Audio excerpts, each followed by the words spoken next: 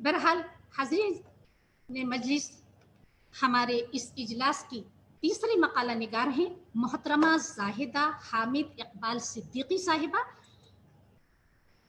जो कि मुंबई यूनिवर्सिटी की रिसर्च स्कॉलर हैं और आपको अल्लामा सीमाब अकबर आबादी के खानवादे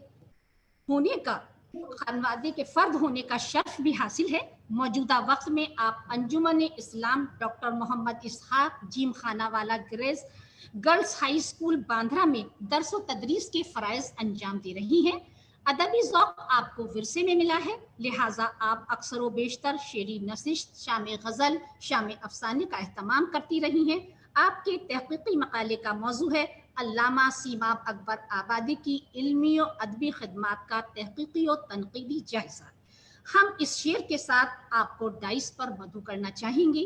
वो अगर बोले तो लफ्ज़ से खुशबू आए, ऐसी बोली वही बोले जिसे उर्दू आए। मोहतरमा जाहिदा हामिद इकबाल सिद्दीकी साहिब।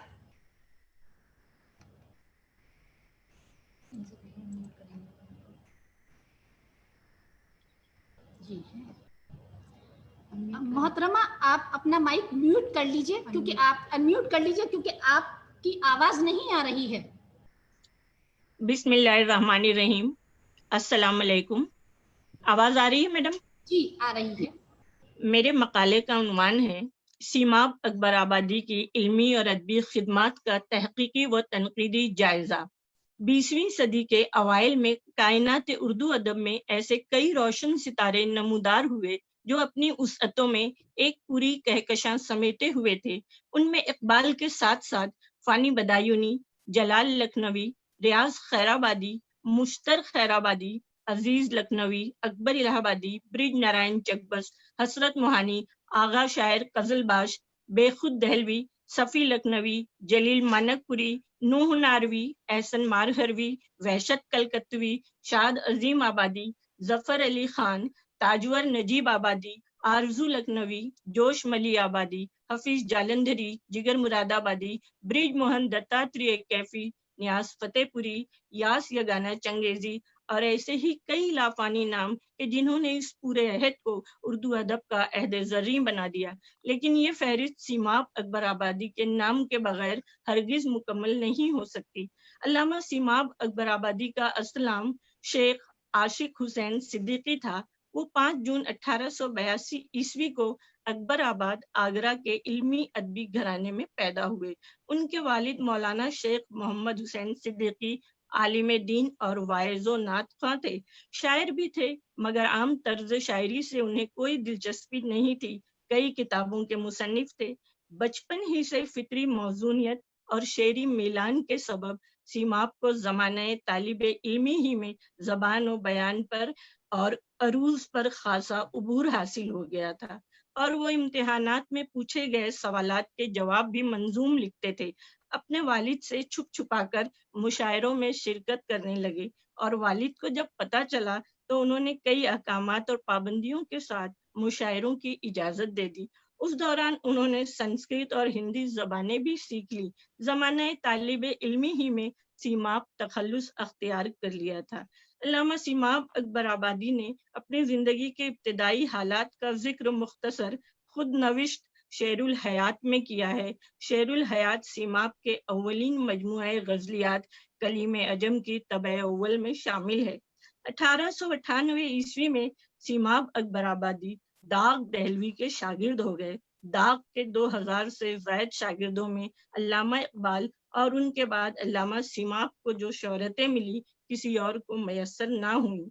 1923 ईस्वी में उन्होंने आगरा में एक इल्मी अदबी और इशाअती इदारे कसरुल अदब की बुनियाद डाली, जिसके तहत किताबों की इशाअत के अलावा कई अखबारात और रसाइल भी जारी किए, जिनमें माहनामा पैमाना, 15 रोजा सुरैया, हफ्त रोजा परचम, हफ्त रोजा ताज और माहनामा शायर काबिले जिक्र हैं। माहनामा शायर 1930 ईस्वी में जारी हुआ।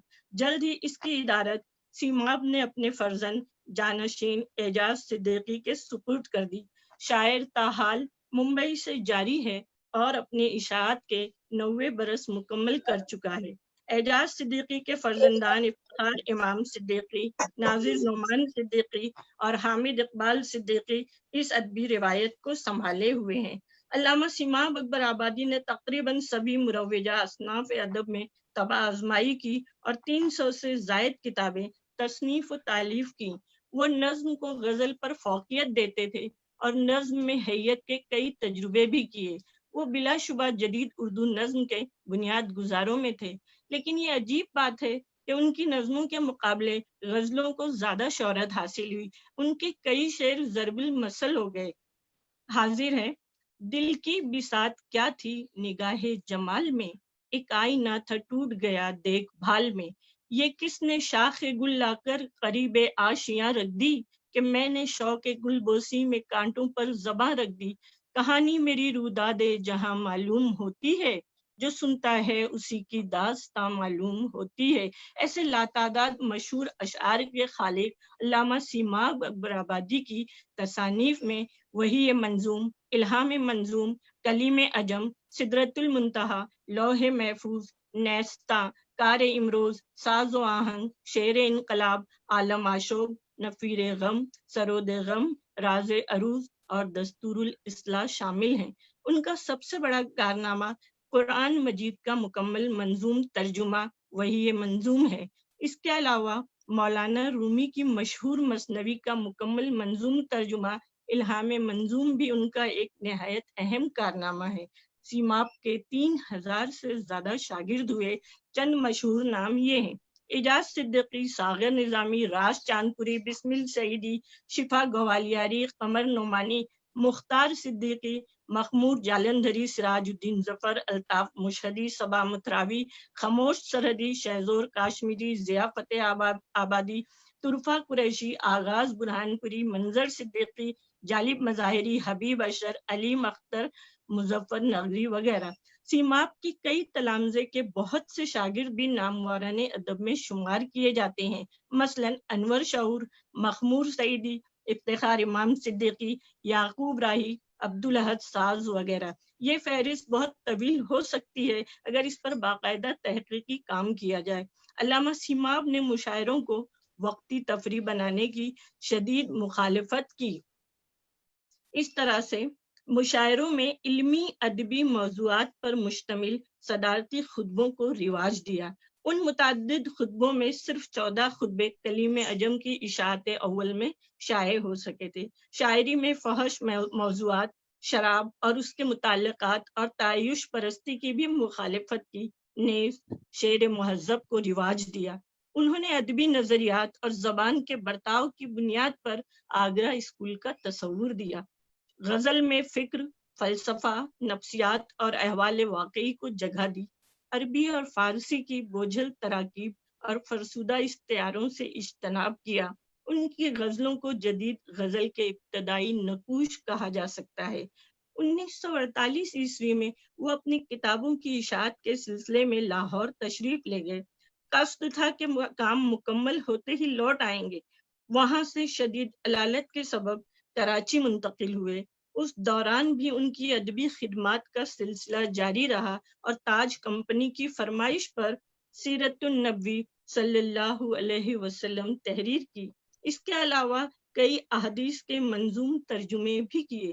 انہوں نے کراچی میں اپنی نوعیت کا اولین انسٹیٹیوٹ جامعہ ادبیہ قائم کیا، جس کے نصاب میں اردو صرف و نحو، فن شاعری، نثر نگاری اور صحافت کی تربیت شامل تھی۔